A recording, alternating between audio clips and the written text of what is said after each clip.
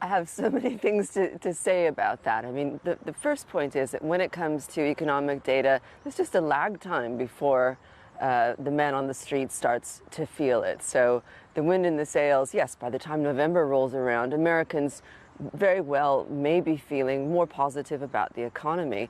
I don't think that explains, though, the fact that the incumbent, President Biden, who's got a pretty enviable set of economic circumstances, is not getting the love from that. There are many factors that feed into it, well known, of course, things like polarization, etc. There are many voters who won't vote for Joe Biden no matter what the state of the economy is. But the point is that it wasn't that long ago that when it came to elections, the old saw was, it's the economy, stupid. And it isn't anymore. I would argue it hasn't been for some time. Yeah, and there's some other key issues which we'll come to.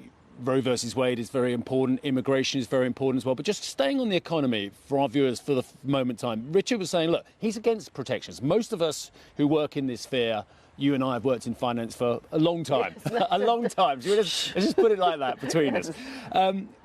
And we've always been taught, and as Richard, we've always been taught free trade is good. But he's like turning it on his head. Free trade is good up to a point, and free trade has left millions of Americans not feeling that they're part of this boom time as well, regardless of whether it's a Democrat or Republican in the White House. Janet Yellen spoke about this the other day, about her kind of regret in it's economics 101, isn't it? Cheaper goods are good for everybody, and you should send the country that sent them to you a thank you note.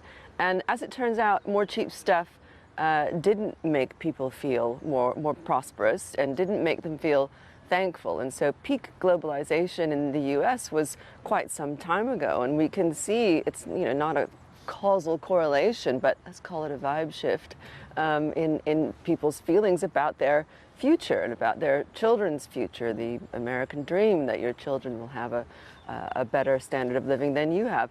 In Asia and in other places where globalization is still, running with progress, people feel much more optimistic. And so there's something in the idea that it's not necessarily your kind of net wealth and living standards, it's the sense of momentum that feeds into people's sense of, happiness, contentment, etc. Tina, I'm delighted you've discovered the joy of Ambrosetti. It's because I've been privileged to be coming here for many, many years, and I think it's a stunningly important, as I say, the conversations we're already having here at CNBC as well. But the great and the good of Europe, of which there are a lot of them here, they are in terror of what a Trump presidency means as well. But when you talk to the great and the good in North America, they are more nuanced about how they see a second Trump administration. Do you want to just break down the difference in that intellectual and top-level C-suite thinking? It's really fascinating to observe as an American who's been living in the UK and talking to an EMEA client base mainly for such a long time, for over 20 years.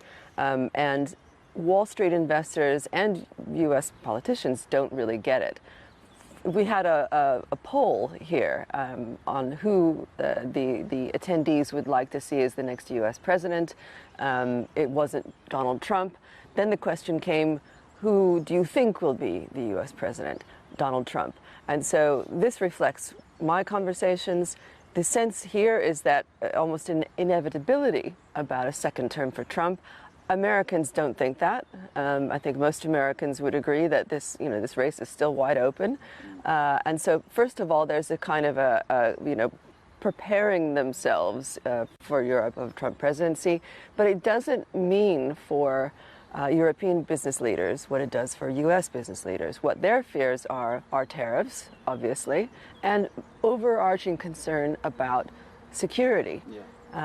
Europe is the most exposed to changes in the sort of U.S. security alliances. Arguably, Donald Trump has done more for NATO than any U.S. president could have. Putin and Trump, between them, have boosted European spending considerably, and Putin has added more member states. So NATO is more robust than ever, but it's that security guarantee that Europeans worry about. They're not thinking about the economic benefits. It's hard to say what sort of dividends there would be for Europe. Yeah.